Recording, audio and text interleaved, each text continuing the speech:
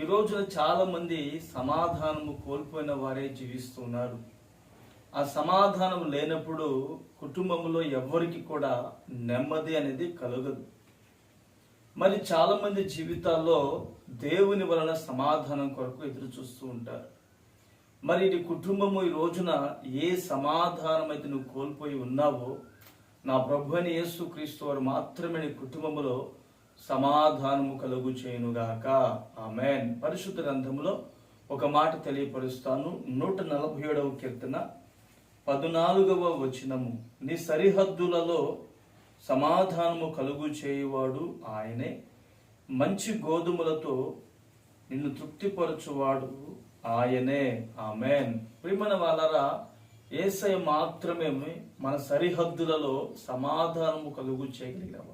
వారు యేసయ్యను సిలువకు అప్పగించిన తర్వాత శిష్యులందరూ కలవరాల మధ్యలో ఉన్నారంటే, యేసయ్య మరణాన్ని జయించి తిరిగి లేచి వారి మధ్యలో నిలిచి అంటారు, మీకు సమాధానము కలుగును గాక అన్నారంటే.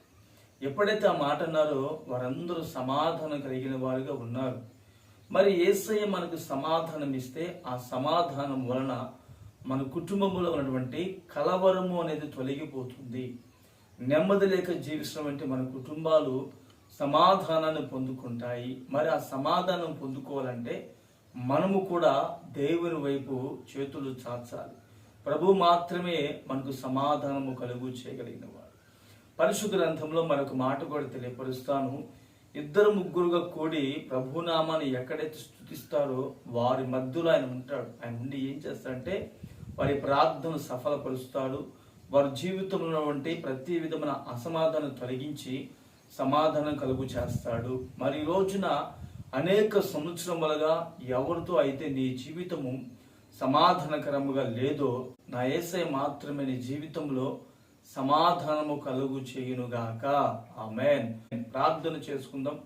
ప్రేమగల తండ్రి, పరిశుద్ధుడా, జీవాధిపతి, స్తోత్రము నాయన. నీ సరిహద్దులలో సమాధానము కలుగు చేయవాడు ఆయనే అని మీరు మాకు తెలియపరిచి ఉన్నారు.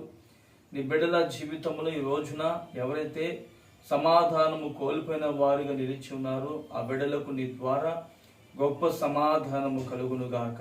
ఆ సమాధానం ద్వారా వారి కన్నీళ్లు తుడవబడి వారి జీవితంలో నిత్యానందము కలిగి మీ నామమును మహిమపరిచినటువంటి కృప అనుగ్రహించి మహిమ పొందుకోమని యేసు నామమున ప్రార్థిస్తున్నాను తండ్రి. ఆమేన్.